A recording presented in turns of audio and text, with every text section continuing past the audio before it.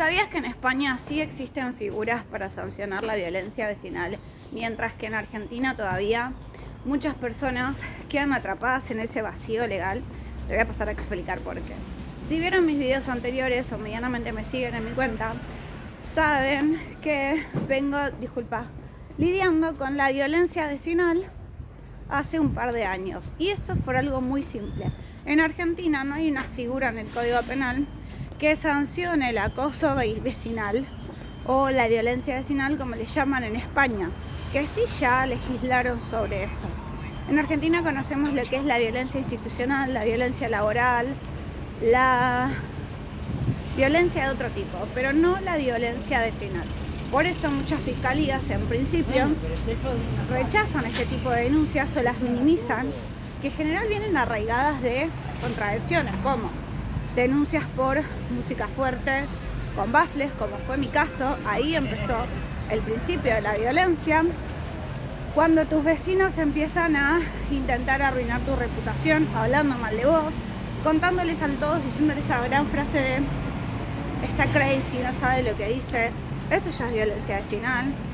Cuando reiteradamente intentan arruinar tu patrimonio, tu casa básicamente, a través de medianeras, cuando rompen esos límites, y después obviamente no los pagan, y no solo no los pagan, sino cuando lo denuncias aparece la venganza, como fue mi caso, una denuncia falsa, una abogada, intimidación, acosos. Eso pasó, porque ahora no lo saben, pero a mí me filmaban todo el tiempo cuando yo entraba y salía de mi casa, y me amenazaban con esas filmaciones mis propios vecinos. Ahí empezó todo. ¿Qué pasó? Más allá de que hubo un fiscal negligente, Argentina no trabaja sobre este tipo de delitos, no se sanciona. En España sí hay condenas de 6 meses hasta 2 años para lo que llaman Brooklyn. Ahora, ¿todo sería acoso vecinal o violencia vecinal? No, tiene que haber una conducta sistemática, reiterativa, un patrón de conducta. Por ejemplo, muchas veces los denunciantes quedan atrapados entre contravenciones municipales, denuncias en la fiscalía, porque la fiscalía lo que hace es fragmentar este tipo de delitos con amenazas, coacciones, hostigamiento por separado, y recién después, con suerte por supuesto, porque Argentina tiene un tratamiento particular, se unifican y en muchos casos también quedan encuadrados en procesos de violencia en cuestión de género o en un contexto de género. O sea, de paso es lo que me dijeron a mí. Y obviamente porque en mi caso sí hubo elementos que lo justificaban, pero en muchos casos de clientes, por ejemplo, había elementos que lo excedían. Pero ¿qué pasa? En Argentina, me ha pasado con clientes, es uno de los pocos marcos que permite encuadrar la violencia psicológica sistemática e integrarla en una figura específica. Si bien en este caso quizás es discutible que sea una cuestión de género según cada caso particular, la realidad es que no hay otros delitos que causen tal daño psicológico.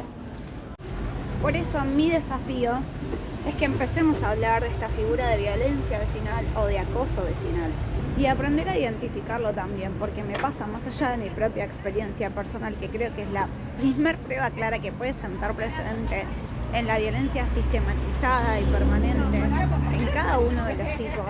Pero muchas veces me pasa con clientes que vienen diciéndote es amenaza, es acoso, o personas que les construyeron al lado de su casa, y por decirles, me pasó a una chica que ya no es más mi clienta, por eso lo digo, porque ya lo resolvimos, sufrió lesiones graves en la cara por haber pedido que no le construyan en su casa. La realidad es que cuando hablan es el mismo patrón, es sistemático y se repite y no es aislado. Entonces me parece que tenemos que empezar a hablar de esto, porque no es un solo tipo de violencia y no todos los casos, reitero, es violencia en cuestión de género. Por eso hay casos que necesitan un poquito más que una denuncia aislada. Así que si estás pasando algo así, no creas que son actos aislados, no.